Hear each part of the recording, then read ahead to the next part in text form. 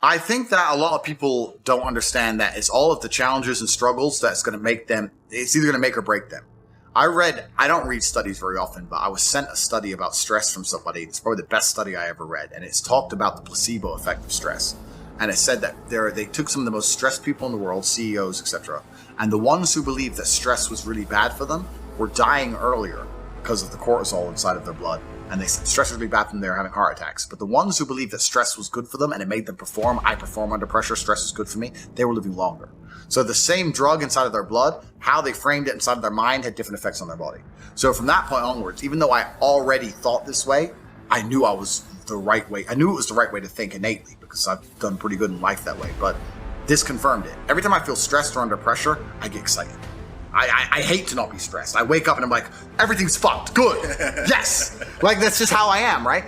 But it's how you adopt. It's how you look at the problems and how you use them to fuel you. So the question was, what's the problem for the average man today? What's the biggest problem? I think there's a whole host of problems. But what you have to do is frame it inside of your mind and understand that all of those problems are going to allow you, give you the fuel and the unlimited motivation that you need to become a successful and beautiful individual if you frame it in the right way. If you take a man and give him a life shielded from problems and he never has any to face, I guarantee you he's terrible at being a man. The best men in the world have gone through shit. That's why women love scars. Because it didn't kill you. That's the whole point of it, right? So the best thing you can do as a man is look and go, okay, this is hard, this is hard, this is hard, this is hard. I feel negative because these are all so difficult. I'm struggling with X, Y, Z. Let me internalize all of that and turn it into a superpower. Let me become genuinely uncomfortable with my situation in life and go and fix things. Because like I said, the universe is absolutely not very giving. And if you truly hated being in the position you were in, you wouldn't be there very long. So I think that the number one problem with the world today and the biggest problem that men face isn't the problems themselves. It's just the way that they are been taught to mentally frame issues. People think when bad things happen to them that somehow they're a victim to the universe and bad things only happen to me and this is so terrible. They don't understand that bad things happen to everybody, and the most successful person you know had all those, probably maybe even worse, at least the same bad things happened to them. They just framed it differently and used it. That's the difference. So I don't pray for an easy life. I pray for a life of difficulty that allows me to become a better and better person. I pray to become more competent to handle problems. I pray to put myself in a position where if the mass media machine attempts its very best to destroy my life, I can laugh and smile from my villa in Dubai. This is who I pray to become. I don't pray that nobody hurts me. I pray to be able to fight. So it's just a different mentality. Where did that mentality come from? I know your background story. Listened to tons of your interviews. I know the big impact, especially your father, had on your life. Was there a single, or were there a handful of pivotal moments for you where your mindset just shifted? I know you've talked before about being young and seeing people driving by in flashy cars and it annoying you and not annoying the people around you, but I'm really curious to know where the Tate mindset came from. It's a good question. I think a lot of people build their mindsets around trying to feel good. So that's why we were talking earlier about people who want to ignore the idea of personal responsibility or self-accountability because they feel better if they pretend it's not a real thing. They feel better if they pretend everything's someone else's fault. A lot of people's mental model and how they view the world is based around them feeling as good as possible. So when you sit there and talk to somebody who has the mask on and they refuse to believe the elites are laughing at them, it's not because they can't comprehend the ideas, it's because they feel better if they don't believe that they are a clown to the elites. I feel better if this is really all innocent and it's really all about a disease. So people are basing their mindsets around trying to feel good. I have always tried to base my mindset around absolute competence regardless of how I feel. And there are certainly disadvantages to that. There are times you're going to be a lot more pessimistic, or you're going to be a lot more stressed, or a lot more, pissed off about certain things than others. Yeah, that can be seen as a downside, but like I said, I use all of those things for unlimited motivation to propel my endless upward trajectory. But if you construct a mindset that allows you to be as competent as possible, as opposed to feel any different or feel better, then you're going to naturally come to the conclusions I've come to. You're as competent as possible if you believe you can affect absolutely everything about your life. You're as competent as possible if you believe absolutely everything that's happened to you, whether good or bad, is completely your fault. You're as competent as possible if you believe the bad things that happen to you are going to allow you to work harder and become even better. When bad things happen to me, the first thing out of my mouth is good. Good. Andrew, they took $10 million out of the bank because they canceled you. Good. Good. That's just my response. Good. Andrew, this happened. Good. Good. Now I'm really pissed. Good. This mindset I've constructed allows me to be as fearsome a competitor as possible. It allows me to be a feared opponent in any realm of human endeavor, and that's the point of a mindset. Why would you have a mental model or a mentality that made you anything less? In the ultra competitive world that we've just discussing that everybody wants the things you have, why would you absorb information or construct a mental model that doesn't allow you to be as competitive as possible? I am a feared competitor in anything I do. Anyone who's up against me at anything is going to feel a degree of nervousness just because it's me. It doesn't matter what it is. If you say, look, you're going to go learn how to play piano and you're going to play against someone else who's never played piano and you're going to learn, and that guy's Andrew Tate, you're going to be like, oh, for fuck's sake. I can't even play piano. But part of them is going to be like, oh, not Tate. Even though I have no piano experience, because they just know me. They know my mindset, they know my determination, they know I'm stubborn, they know I don't quit, they know I'm gonna win. That's just who I am. So I've constructed a mental model that allows me to be competent and to always succeed. And that's how I've come to the conclusions I've come to. And I truly, once again, don't understand how people go through the world with any other mental model. I get asked all the time, well, what do you feel? Or what about happiness or depression? That doesn't even, how I feel doesn't cross my mind. I don't know how else to explain it. There are days where I'm pissed off or sad or happy. It doesn't cross my mind. It's just like, I woke up, whatever mood I happen to be in, I have things I need to do. It's a busy day. Zuby's here soon. I need to go training before he gets here. I had a meeting with the bank at 7:15 a.m. I have shit to do. Like, I didn't cross my mind if I was happy, sad, excited. I just had to work. So I think my mental model, to a degree, I'm certainly not a person who doesn't feel emotions, because we're all human. I certainly do. But I've never prioritized them in any regard. I haven't built a mental model that affects, I haven't put them in the middle of my mental model and then affected my actions based on how I feel for each one. It's absolutely and completely the opposite. I would love to do a podcast on a day where I'm particularly sad and a podcast on a day when I'm particularly happy. And I guarantee you wouldn't be able to tell the fucking difference. So that's what allows me to be competitive, right? Because if you're competitive, if you want to be the most competitive predator on the planet, you have to be able to hunt in the day and the night. You have to be able to do both. You have to be able to perform when you're happy and sad. You can't only be able to perform when you're happy. You can't only go to the gym when you're motivated. You can't only be a competent person when your life's going well, because when your life's not going well, you're no longer competent. Then you're going to lose to people like me. And it's player versus player. If you're the kind of person who can only do well when you're happy and you're competing against someone like me who can do well all the fucking time, guess what? You lose. So my mental model, the answer is most of my opinions are just based around constructing a mental model that allows me to be brutally competitive. It's why I say depression isn't real. I've argued this point endlessly. And I try and explain to people, but they're not smart enough to understand that I don't care if I'm wrong. I don't care. I am more competitive as an individual if I don't believe I can become depressed. So I don't give a fuck if I'm right or wrong, because no matter what bad happens to me in my life, even if, heaven forbid, the worst things on earth that could happen to me, I could never become clinically depressed, because I would never self-diagnose myself as clinically depressed, because I don't believe in it. I believe that I am currently sad, but I have work to do, and eventually I will feel better. I will never get to a point of absolute desperation and kill myself, because I'm never going to get to a point of hopelessness, because I don't believe in the idea of hopelessness. You cannot try and make me adopt thinking that will reduce my competitiveness as an individual. So I don't give a fuck if I'm wrong. I don't believe in it. That's it. End of story. So I don't believe in things that take power away from me. I don't believe in things that make me less competitive, and I don't adopt mental models that make me less competitive. Every single mental model I have are the most efficient ones I could find. They're the mental model I found that if I adopt, I become a more fearsome predator. That's it. So this is how I've come to all of my conclusions as an individual. I don't know how I'd function in society. I think that life is very, very hard for a man. It was certainly very, very hard for me. I can't imagine having no mental resilience. I can't imagine being that fragile. I can't imagine being that offendable. I can't imagine believing there are systems which are going to oppress me and prevent me from ever becoming everything I want to be. I can't imagine being that way. If I were to try and absorb all those mentalities and then live a normal life, I don't think I could do it. There's a reason why these people end up on ADHD, anxiety, depression, and I get it, because it's just suicide. It's literally mental suicide. My point is, I don't understand, or I don't fathom the concept of fun. I don't wake up and think, what can I do for fun? I don't wake up and think, what is fun? I want fun. That never crosses me. I wake up and think, I have things to do. And if I don't have things to do, I'll find things to do. You can always do more work. There's no such thing as no work to do. After this podcast is done, you can release it. then you can make X amounts of proofs. That's completely. And then you could watch it back and you could analyze every word you've ever said. And you could find a way to say it differently. You could get a dictionary and find new words, and you can learn them and you can memorize them. Then you could sit down and you could rehearse it and use those words and sentences to make sure you pronounce them correctly and you don't make any mistakes. Then you could always do more work from the same thing. The work is never ending. The money is never ending. So you have to find joy in your work. You have to find purpose at least. I don't know if I even find joy in my work because I'm stressed and annoyed. I'm furious all the time. What do you mean we've made $1.3 million today? It's a joke! Flip the computer.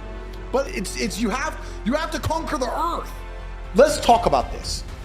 Why did Genghis Khan wake up and think, you know what? What can I do for fun? I can play this instrument. That shit. Play the instrument for me. Diddle-dee-dee-dee-dee. Boring. Okay, let me fuck this girl. Fucked her. Let me fuck her. Oh, kid number 84. Boring. What's there to do? You know what, guys? Let's all get our horses and let's just ride over there and whatever we find, let's just take it. Why? Because it's the instinct to conquer. It's inside of a man. It's been dumbed down by the Matrix. They try and numb you. They numb you with entertainment. They try and put you in the festival crowd. They numb you with shit food. They numb you with depression, all this other garbage. But truthfully, if you're a man, you look in the mirror, what will make me happy? My empire will make me happy.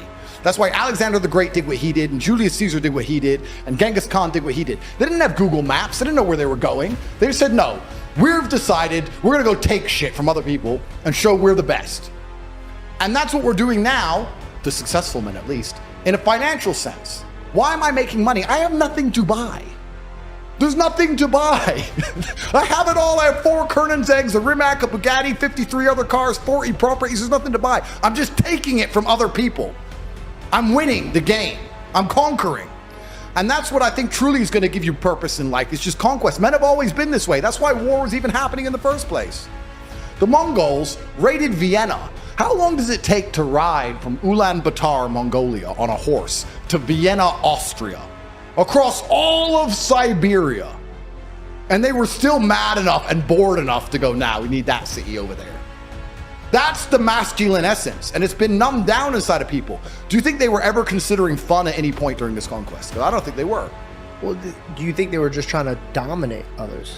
I don't think it's about trying to dominate. I think that inside of every single man, there's a God-given. I think that the entire world was built by this God-given drive to conquer. And to conquer doesn't always mean dominate others. You can conquer the sky by building a skyscraper. You can conquer by building roads. You can conquer by construction, not only by destruction.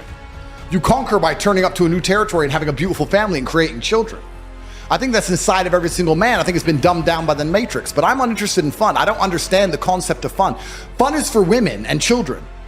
All the women around me have fun. Last night, I went to a restaurant.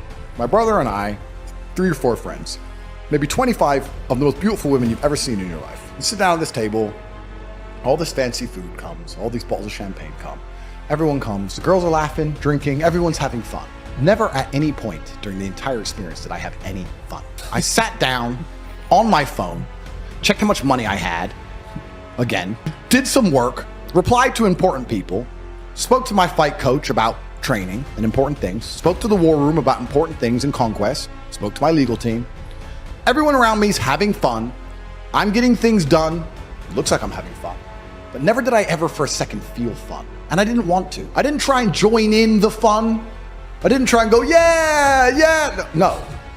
I pay for it all. You all have fun. I'm going to do this. And I say this, I say this all the time to the people I care about. Your life is fun and my life is stress, but you are mine. That's how it works. You're my woman, so you're allowed to have fun. And my life is going to stay stressed, but you are mine. I have my fun via proxy by making sure everybody I love have fun. I don't want any fun. So you have fun in providing. I provide fun, but I don't have any fun. I don't even have fun in providing fun. It's just my obligation. Everyone around me has fun. I'm working. The beauty of life as a man is to be great. So you have to sit here and ask yourself, do you want to be a happy loser that's insignificant? Nobody knows you exist. Women don't respect you. Men don't respect you. Nobody cares if you live or die, but you get to smile all the time. Or do you want to be one of the most important people on the planet with a little bit of stress? Alternatively, you can go out there into the world, try and implement your mark on the world, work hard, try to get rich, more money, more problems. You can try and start a business, the stress of that. You can lose your girlfriend because all you're doing is working. This is a new level of stress, a new level of trauma, but at least you'll be a somebody at the end of it. As a man, there is no easy life. Your life is not about being easy. Your life is not about being happy. Your life is always going to be difficult. All of the pain you feel, all of the sadness you feel, you're supposed to feel as a man, and you have two effective binary choices. You either go through the suffering and go through the trauma and go through the hardship it takes to be a man of value, or you suffer eternity as a nobody. There's two ways to suffer. You either suffer becoming a somebody, or you suffer as a perpetual and forever nobody. Pain is an extremely important part of the equation. Pain is the elixir of success. When people say this bad thing happened to me and I'm suffering, I say good. It is pain which is required. It's one of the elements in the chemical reaction. And the chemical reaction requires 5 particular distinct compounds, and you have 4 and you're missing 1. It simply doesn't work. Pain for a man is one of the most important elements in becoming successful. Batman is Batman because they killed his parents. If they did not kill his parents, he would not be Batman. You're supposed to suffer. You're supposed to take that pain. The worst thing that can happen to you as a man is you live a life with no pain in it. To be born into a rich family and have a nice, easy life and be given money, and you don't have to go to the gym and not have to train because you have bodyguards and sit around like a fuck up. You're going to be miserable and unhappy and a drug addict buying prostitutes. You're only going to have women who adore you. You're only going to feel confident in yourself and feel happy when you've been through hell and come out the other side. The pain is required, and you'll often notice that people who are better than you are people who have suffered more than you have suffered. So, the person who is waiting for you, he requires your motivation. It also requires huge amounts of pain. So when bad things happen to you, do not sit at home and lament. Do not feel sorry for yourself. Instead, look in the mirror and say, thank you, God, for giving me one of the ingredients that is needed for the chemical concoction that is going to turn me into a superhero. Because pain is an extremely important one. In fact, it's one of the most important ones for a man. Discipline is the key to success. If you cannot force yourself to do something you don't want to do, how are you ever going to put yourself through the suffering required for greatness? If you cannot force yourself to train when you do not want to train, if you cannot force yourself to work when you don't want to work, if you can't force yourself to not log into Pornhub or force yourself to eat right, how can you possibly ever become a monumentally successful person if you cannot control yourself long enough to do what must be done as opposed to what you feel like doing? The only people who get to live their lives based on how they feel are women and children. Children can cry because they feel like crying, as can a woman. A woman can start an argument because she feels like arguing, as can a child. A man must do what he is supposed to do irregardless of how he feels. That is the key component to masculinity, is discipline. If you do not have the discipline to dedicate yourself to anything, you are going to fail and be crushed by the people who can. If you only go to the gym when you feel like going to the gym, you're never going to be as strong as the people who go to the gym when they don't feel like going to the gym. That is a reality of life. Discipline is absolutely essential for success, and you need to get very comfortable and very used to the idea of understanding that on your path to greatness, there are going to be long periods of time where you hate what you are doing, where you are dissatisfied with the actions you must undertake, where you are tired, where you are stressed. That is why it is difficult. That is why most people won't make it. If the path was easy, everybody would walk it and it would lead nowhere. 100 people start the path, 99 fall off because it is difficult, and the one person who makes it to the end gets the gold. If all 100 made it to the end and the gold was divided by 100, it wouldn't even be worth anything. The difficulty gives it value. The fact that it is difficult to do is the key component into the fact you want it in the first place. If it wasn't difficult, everyone would have it and you wouldn't want it because no one would respect it. It's supposed to be hard.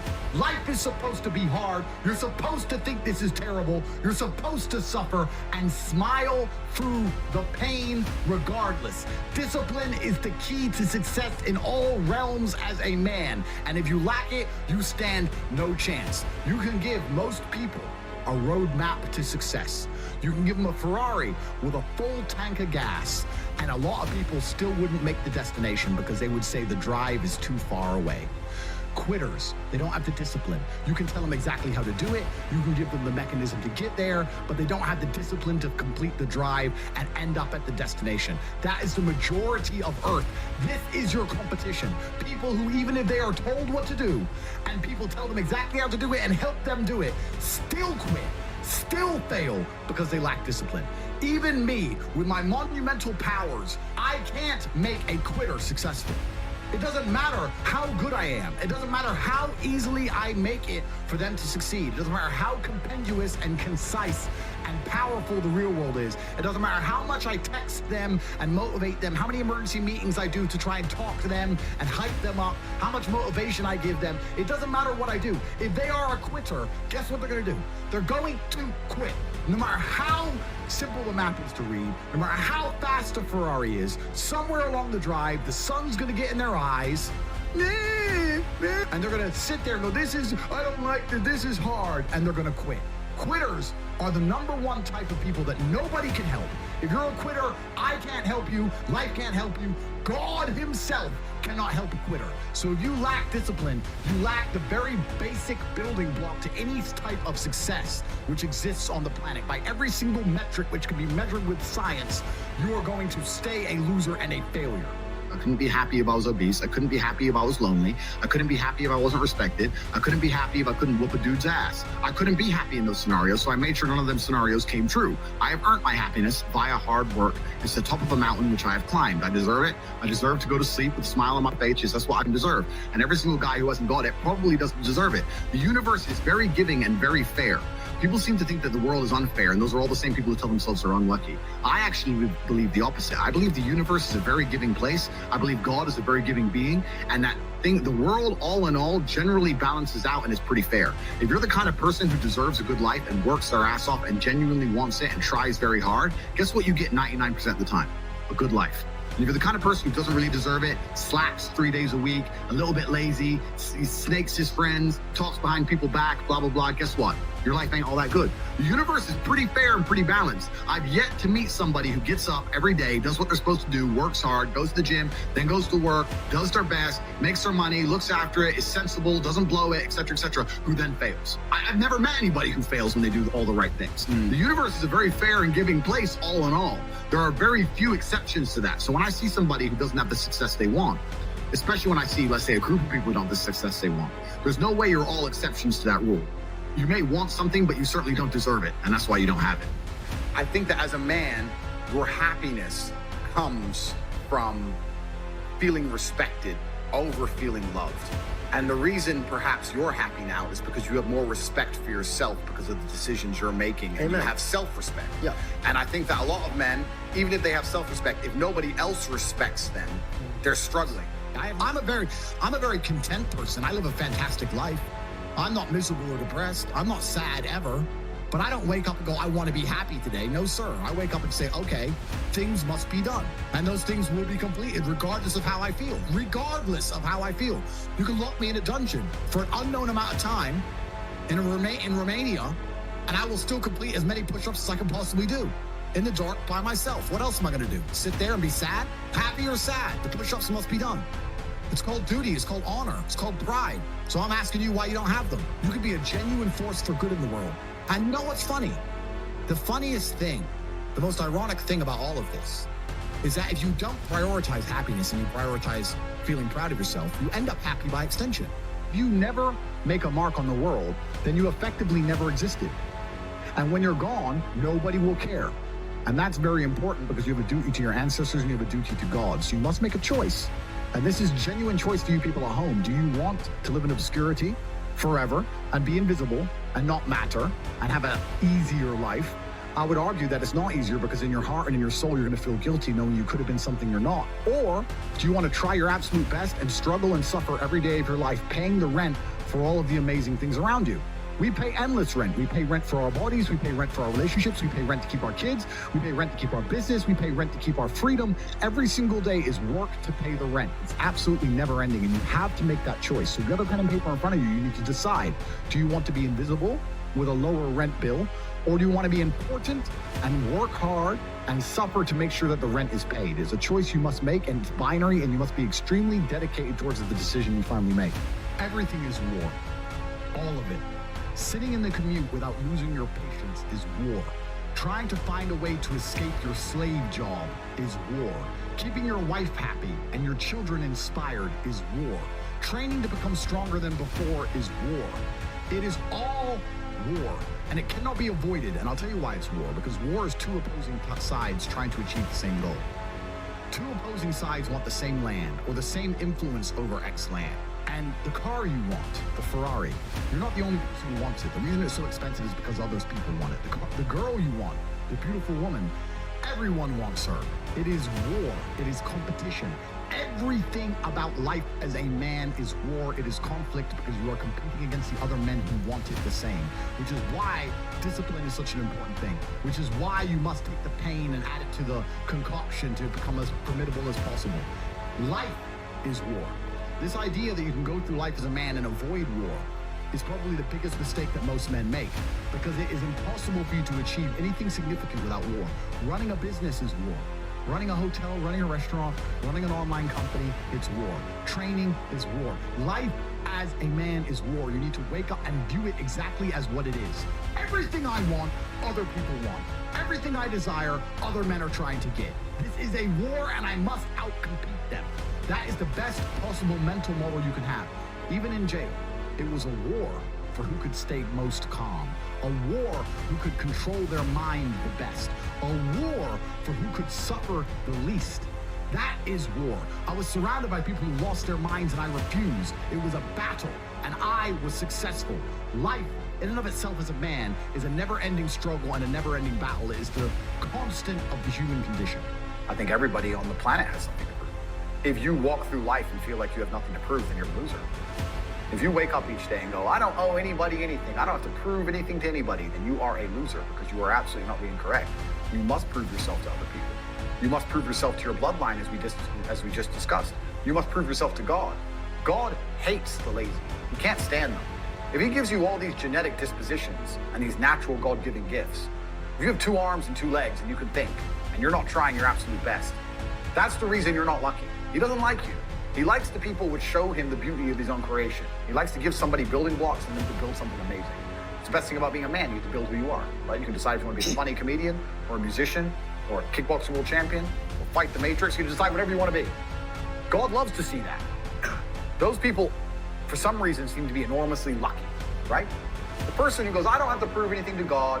I don't owe all of my ancestors any effort. You know, for 5,000 years, people were dodging saber-toothed tigers and catching the plague and running from Genghis Khan. I don't owe them anything. I don't owe them a thing.